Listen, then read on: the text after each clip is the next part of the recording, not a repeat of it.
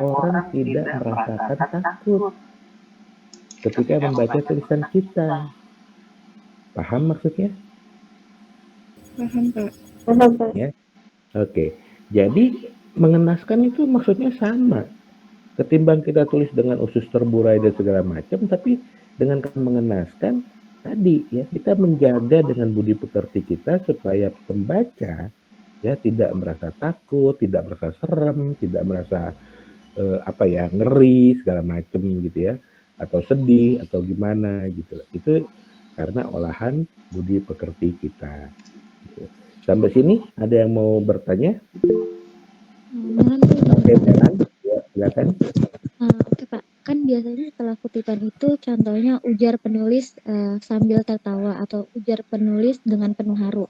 Itu juga termasuk kepada subjektif dari si penulis sendiri dari pandangan seorang wartawan. Itu bagaimana Pak? Kalau kalimatnya menggunakan ujar penulis itu artinya sudah pendapat. Nggak boleh. Pendapat si penulis itu haram hukumnya. Ya, meskipun dia feature. Pokoknya yang namanya pendapat penulis itu dalam semua karya jurnalistik itu hukumnya haram. Ya, kalau kemarin saya bilang haram ain, ya karena haramnya berlaku buat semua orang, buat setiap orang gitu. Ya, sama halnya dengan fardu ain kan gitu ya, wajib berlaku untuk setiap orang kan gitu. Nah ini haram ain, ya haram yang berlaku buat setiap penulis gitu loh. Ya, jadi nggak boleh kalau kamu tulis dan rasa ya, jadi karena nggak boleh, maka rasanya janggal ada kalimat ujar penulis gitu loh. Paham? Karena penulis nggak boleh menuliskan, mencantumkan pendapatnya dalam tulisannya sendiri. Ya, jadi nggak ada tuh, nggak boleh tuh ada kata-kata ujar penulis, ya atau kutipan-kutipan langsung yang sifatnya dari penulis itu nggak boleh. Tapi kalau kita menulis, sebentar ini baterai laptop saya low.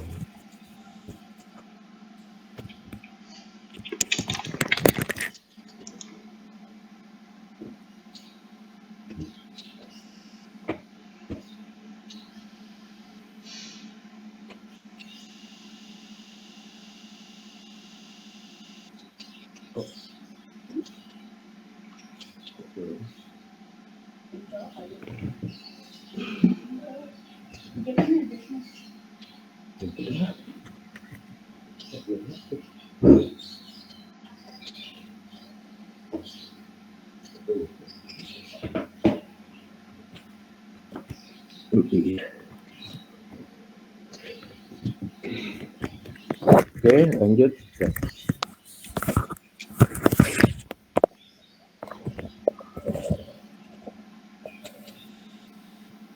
Sampai mana tadi?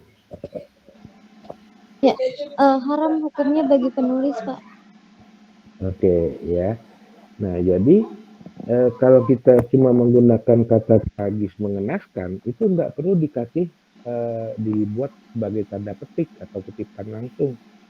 Tulis aja tragis, nggak perlu dituliskan ujar penulis itu nggak usah gitu ya. Jadi tragis itu menyatu dalam tulisan dan meskipun orang tahu bahwa tragis itu adalah pendapat penulis, tapi sedang akan setuju akan sependapat dan tidak perlu dituliskan ujar penulis. Begitu Melan kira-kira, jelas ya? Jelas Pak. Kalau belum jelas bilang aja. Iya sudah Kenapa? jelas Pak. Saya izin bertanya lagi Pak. Oke, oke. Oke. Sekarang saya lihat beberapa media terlalu tadi saya Ulang. Kalimatnya ulang. Tadi iya berasa. iya tadi saya melihat ada beberapa media online ya Pak menulis dengan kalimat yang menurut saya berlebihan Pak. Isinya juga menurut saya lebih kepada artikel daripada picture. Padahal di sana sudah jelas bahwa itu adalah picture gitu, berita picture di awalnya gitu. Nah, itu bagaimana ya Pak, agar saya nanti ketika menjadi wartawan mungkin atau di suatu media tidak menulis berlebihan seperti itu gitu Pak. Karena kan kalau di media itu kan kita tidak terbatas kertas ya, berbeda dengan cetak yang kertasnya terbatas. Itu bagaimana Pak? Oke, barangkali bisa dikasih contoh yang kamu baca itu seperti apa yang kamu anggap berlebihan itu.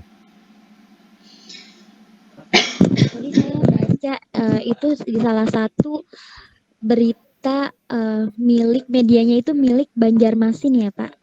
Iya, Hmm, medianya itu dari Banjarmasin, hmm, berarti itu daerah ya. tulisannya, iya Iya, tulisannya apa? medianya juga Banjarmasin Pak. Iya, Lalu iya. dia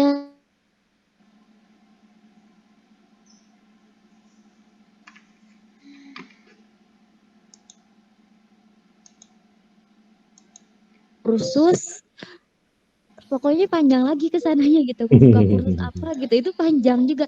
Padahal kan itu bisa juga kan di bagian body gitu dijelaskan gitu. Kursus apa kan nanti kan Betul, jadi kalau sepertinya saya sebagai pembaca nih tidak penasaran lagi karena di judulnya sudah dijelaskan gitu bahwa dia tuh punya iya, ini gitu.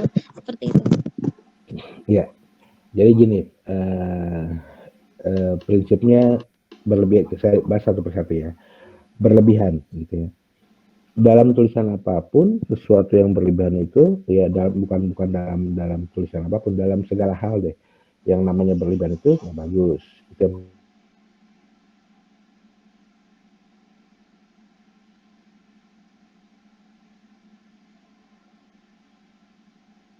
media itu tidak menerapkan batas dari jumlah halaman, tetap ya, meskipun online ya, yang sebenarnya tidak terbatas ya, tapi ketika ditayangkan, ketika terbit, tetap dia punya batas halaman. Gitu. Bahkan yang namanya online itu batasnya itu hanya setengah dari media cetak gitu. Kenapa? Ya, karena di media online itu orang maunya bacanya cepat. Sehingga kalau dia lihat tulisannya panjang, mungkin akan dia tinggalkan gitu. Meskipun ketika menulis nggak kita mesti word aja lah gitu ya. Itu kan kita nulis 2000 halaman juga lanjut aja kan gitu, nggak masalah gitu. Tapi ketika ditayangkan siapa yang mau baca gitu loh ya, nggak usah 2000 halaman misalnya. Untuk tulisan yang lebih dari 3 halaman aja itu orang nggak mau baca. Kenapa? Waktu dia terbatas gitu loh. Jadi bukan soal halamannya doang, tapi juga waktu ya dan sifat media gitu loh ya. Jadi pasti ada batasnya. Itu satu. Nanti saya akan jelaskan kalau kita ketemu lagi di semester 2, di semester 5 ya. Saya akan mengajar lagi tentang penulisan berita online. Nanti akan lebih lengkap saya jelaskan di sana. Gitu ya. Nah, eh, jadi artinya hal soal keterbatasan itu pasti ada. Gitu. Kalau berlebihan tadi ya jelas nggak boleh. Nah sekarang misalnya soal judul yang tadi kamu bilang, saya udah bahas tadi bahwa di media online itu judul ada yang seperti alinea seperti yang tadi kamu baca. Kenapa saya bilang seperti alinea? Saking panjangnya gitu loh, ya. Bahkan bisa misalnya 3 kalimat atau 1 kalimat tapi isinya misalnya 20 kata gitu. Bisa kebayangkan kalau 1 kalimat isinya 20 kata. Padahal kalimat yang baik itu ya idealnya ya itu cuma 4 kalimat, 4 kata, sorry ya. 1 kalimat yang baik itu idealnya cuma 4 kata, idealnya loh. Tapi maksimalnya 7 kata gitu loh ya. Nah kalau sudah lebih dari 10 itu bukan bukan kalimat efektif lagi ya. Kalau saya bilang itu sudah alinea gitu loh. Cuma dia lupa naruh titik gitu ya, sehingga kemudian jadinya 1 kalimat gitu. Dan pembaca yang atau kita yang membaca kalimat panjang itu, coba deh kalau kamu baca dengan dikeraskan suaranya, ngos-ngosan, pasti ngos-ngosan ya. Kenapa? Nggak sempat napas kita, kalimatnya belum kelar gitu loh. Padahal tujuannya koma dan titik itu adalah memberikan jeda, memberikan istirahat kepada si pembaca gitu loh. Nah kalau 1 kalimat tanpa koma tanpa titik, tapi isinya ada 20 kata, itu apa nggak ngos-ngosan ngebacanya? Gitu ya. Jadi selain nggak efektif, juga akan melelahkan, juga akan membuat pembaca itu apa ya? Kalau saya sih akan melewatkan kalimat-kalimat yang kayak gitu. Kenapa? Capek gitu loh. Udah capek, kemudian udah nggak menarik lagi, kemudian kita jadi bingung. Ya, kenapa? Karena semakin tidak efektif kan semakin membingungkan kan gitu. Semakin nggak jelas, semakin gaje kan gitu kalau istilah kamu ya. Nah, akhirnya apa? Ya akhirnya pembaca akan melewatkan, akan melupakan tulisan itu gitu. Ya, jadi karena itu kamu semua sebagai seorang penulis itu harus benar-benar memperhatikan itu. Penggunaan kalimat efektif, kemudian tidak lebay ya, kemudian juga apa namanya tadi harus menarik dan sebagainya. Kira-kira gitu Melan. Sudah cukup jelas kah? Sudah cukup jelas Pak Azmi, terima kasih. Yuk, sama-sama. Ada lagi yang mau bertanya? Bapak, saya mau nanya, Yuk, silakan Made. kalau misalnya ada kata atau kalimat lelaki tampan atau wanita cantik, itu dia masih dapat dikatakan subjektif gak, Pak? Kalau itu mah subjektifnya subjektif ya murni subjektif ya. Artinya bukan subjektif yang diperbolehkan oleh teacher, bukan gitu ya. Kenapa? Karena ketika kita menyebut tampan atau cantik, betul nggak orang lain akan menganggapnya seperti itu? Bahwa orang lain akan setuju kalau kita bilang dia itu tampan, dia itu cantik. Setuju nggak? Kenapa? Karena selera dan kriteria orang itu beda-beda kan? Ya, cantik menurut kamu belum tentu cantik menurut yang lain. Tampan menurut kamu belum tentu tampan menurut yang lain. Nah, persoalannya adalah kamu sanggup nggak mencari tampan, cantik yang sebagian besar orang itu sepakat gitu. Jadi kalau kamu bilang si A itu cantik, sebagian besar orang itu sepakat bahwa dia itu cantik gitu. Sanggup nggak mencari kriteria itu? Kalau kamu sanggup, monggo silahkan. Ya. Tapi kalau misalnya masih ada orang yang bilang enggak ah, enggak cantik, enggak ah, enggak tampan, nah berarti itu benar-benar subjektif, benar-benar pendapat kamu gitu loh. Jadi bukan lagi sekedar subjektif yang diperbolehkan oleh teacher, tapi itu betul-betul subjektif pendapat diri kamu gitu. Paham maksudnya, Made? Berarti kata atau kalimat seperti itu berarti nggak boleh dimasukin dalam feature ini ya? Selama kita nggak yakin kalau sebagian besar orang berpendapat sama dengan kita, nggak boleh. Ya, jadi patokannya itu. Kalau kita yakin sebagian besar orang ya tidak sependapat dengan kita, nggak boleh. Jadi yang boleh adalah kalau kita yakin bahwa orang lain juga setuju dengan pendapat kita, gitu lah. Itu yang boleh. Jelas, Made? Jelas. Makasih, Pak. Oke, ada lagi yang bertanya? Mita mau tanya Pak, Ya, silakan. kan kalau dalam penulisan feature ini kita juga Orang tidak merasakan takut ketika membaca tulisan kita. Paham maksudnya? Paham, Pak. paham Pak. Ya. Oke. Jadi mengenaskan itu maksudnya sama. Ketimbang kita tulis dengan usus terburai dan segala macam, tapi dengan mengenaskan tadi ya kita menjaga dengan budi pekerti kita supaya pembaca ya tidak merasa takut, tidak merasa serem, tidak merasa apa ya ngeri segala macam gitu ya, atau sedih atau gimana gitu. Itu karena olahan budi pekerti kita. Gitu. Sampai sini ada yang mau bertanya? Oke, ya, silakan. Oke Pak, kan biasanya setelah kutipan itu contohnya ujar penulis sambil tertawa atau ujar penulis dengan penuh haru. Itu juga termasuk kepada subjektif dari si penulis sendiri dari pandangan seorang wartawan. Itu bagaimana Pak? Kalau kalimatnya menggunakan ujar penulis itu artinya sudah pendapat. Nggak boleh. Pendapat si penulis itu haram hukumnya. Ya, meskipun dia feature. Pokoknya yang namanya pendapat penulis itu dalam semua karya jurnalistik itu hukumnya haram. ya. Kalau kemarin saya bilang haram ain, ya karena haramnya berlaku buat semua orang, buat setiap orang gitu, ya. Sama halnya dengan fardu ain kan gitu ya, wajib berlaku untuk setiap orang kan gitu. Nah ini haram ain, ya haram yang berlaku buat setiap penulis gitu loh, ya. Jadi nggak boleh kalau kamu tulis dan rasa ya, jadi karena nggak boleh, maka rasanya janggal ada kalimat ujar penulis gitu loh. Paham? Karena penulis nggak boleh menuliskan, mencantumkan pendapatnya dalam tulisannya sendiri. Ya, jadi nggak ada tuh, nggak boleh tuh ada kata-kata ujar penulis, ya atau kutipan-kutipan langsung yang sifatnya dari penulis, itu nggak boleh. Tapi kalau kita menulis, sebentar, ini baterai laptop saya low.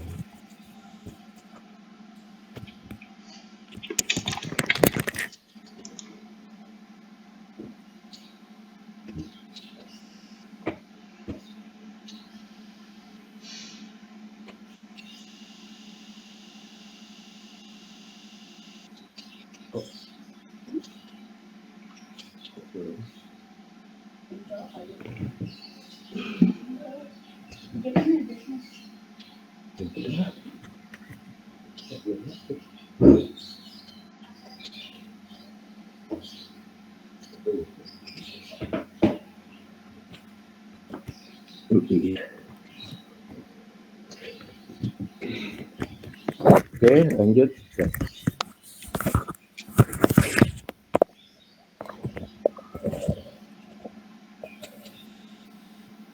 Sampai mana tadi? Ya, haram hukumnya bagi penulis, Pak. Oke, ya. Nah, jadi kalau kita cuma menggunakan kata tragis mengenaskan, itu nggak perlu dikasih dibuat sebagai tanda petik atau kutipan langsung. Tulis aja tragis, nggak perlu dituliskan ujar penulis, itu nggak usah gitu ya. Jadi tragis itu menyatu dalam tulisan, dan meskipun orang tahu bahwa tragis itu adalah pendapat penulis, tapi sedang akan setuju, akan sependapat, dan tidak perlu dituliskan ujar penulis. Begitu Melan, kira-kira jelas ya? Jelas, Pak. Toh saya Kalau belum jelas bilang aja. iya sudah Kenapa? jelas, Pak. Saya izin bertanya lagi, Pak. Oke. Oke, sekarang kan saya lihat beberapa media terlalu Ulang. tadi saya Kalimatnya ulang. Tadi iya berasa. iya tadi saya melihat ada beberapa media online ya Pak menulis dengan kalimat yang menurut saya berlebihan Pak. Isinya juga menurut saya lebih kepada artikel daripada picture.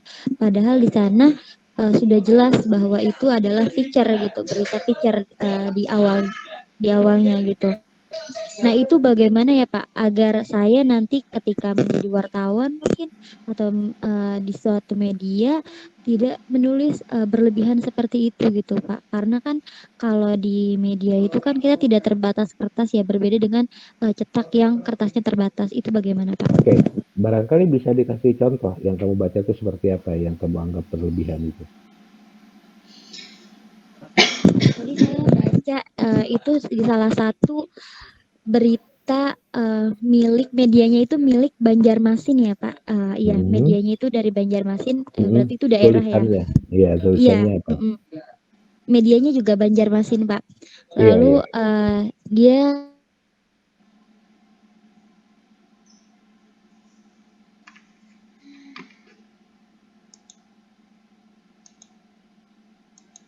kursus pokoknya panjang lagi ke sananya gitu. Buka kursus apa gitu. Itu panjang juga. Padahal kan itu bisa juga kan di bagian body gitu dijelaskan gitu. Kursus apa kan nanti kan jadi kalau sepertinya saya sebagai pembaca nih tidak penasaran lagi karena di judulnya sudah dijelaskan gitu bahwa dia tuh punya ini gitu. Seperti itu. Iya. Jadi gini, prinsipnya berlebihan, saya bahas satu persatu ya. Berlebihan gitu ya. Dalam tulisan apapun, sesuatu yang berlebihan itu ya bukan dalam tulisan apapun, dalam segala hal deh. Yang namanya berlebihan itu nggak bagus. Itu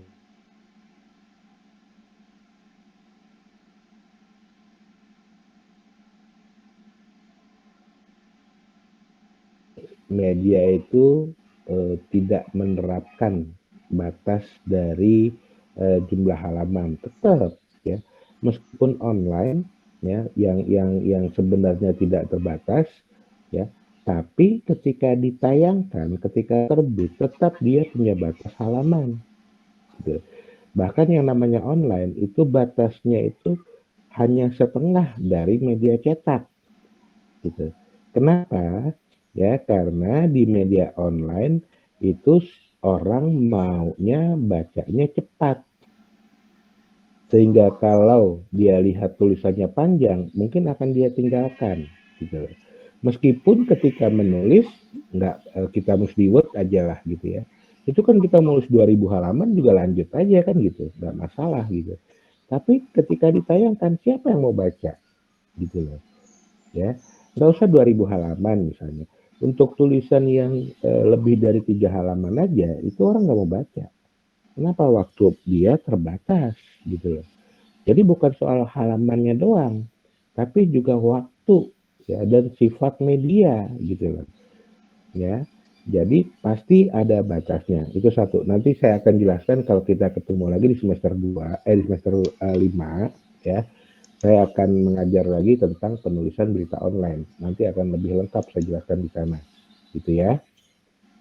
Nah, jadi artinya hal soal keterbatasan itu pasti ada gitu.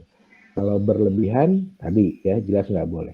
Nah sekarang misalnya soal judul yang tadi kamu bilang, saya udah bahas tadi bahwa di media online itu judul ada yang seperti alinea seperti yang tadi kamu baca. Kenapa saya bilang seperti alinea? Saking panjangnya gitu loh, ya. Bahkan bisa misalnya 3 kalimat atau 1 kalimat tapi isinya misalnya 20 kata gitu. Bisa kebayangkan kalau 1 kalimat isinya 20 kata. Padahal kalimat yang baik itu ya idealnya ya itu cuma 4 kalimat, 4 kata, sorry. Ya. 1 kalimat yang baik itu idealnya cuma 4 kata. Idealnya loh. Tapi maksimalnya 7 kata gitu loh. Ya. Nah, kalau sudah lebih dari 10 itu bukan kalimat efektif lagi. Ya, kalau saya bilang itu sudah alinea gitu loh. Cuma dia lupa naruh titik gitu ya, sehingga kemudian jadinya 1 kalimat gitu. Dan pembaca yang atau kita yang membaca kalimat panjang itu, coba deh kalau kamu baca dengan dikeraskan suaranya, ngos-ngosan, pasti ngos-ngosan, ya. Kenapa? Nggak sempat napas kita, kalimatnya belum kelar, gitu loh. Padahal tujuannya koma dan titik itu adalah memberikan jeda, memberikan istirahat kepada si pembaca, gitu loh. Nah, kalau 1 kalimat tanpa koma, tanpa titik, tapi isinya ada 20 kata, itu apa nggak ngos-ngosan ngebacanya? Gitu ya. Jadi selain nggak efektif, juga akan melelahkan, juga akan membuat pembaca itu apa ya? Kalau saya sih akan melewatkan kalimat-kalimat yang kayak gitu. Kenapa? Capek, gitu loh. Udah capek, kemudian udah nggak menarik lagi, kemudian kita jadi bingung. Ya, kenapa? Karena semakin tidak efektif kan semakin membingungkan kan gitu. Semakin nggak jelas, semakin gaje kan gitu kalau istilah kamu ya. Nah akhirnya apa? Ya akhirnya pembaca akan melewatkan, akan melupakan tulisan itu gitu. Ya, jadi karena itu kamu semua sebagai seorang penulis itu harus benar-benar memperhatikan itu. Penggunaan kalimat efektif, kemudian tidak lebay, ya, kemudian juga apa namanya tadi harus menarik dan sebagainya. Kira-kira gitu, Melan. Sudah cukup jelas kah?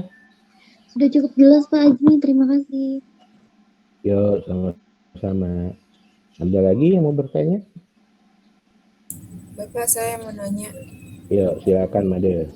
kalau misalnya ada kata atau kalimat lelaki tampan atau wanita cantik, itu dia masih dapat dikatakan subjektif gak, Pak? Kalau itu mah subjektifnya subjektif yang murni subjektif ya. Artinya bukan subjektif yang diperbolehkan oleh teacher, bukan gitu ya. Kenapa? Karena ketika kita menyebut tampan atau cantik, betul nggak orang lain akan menganggapnya seperti itu?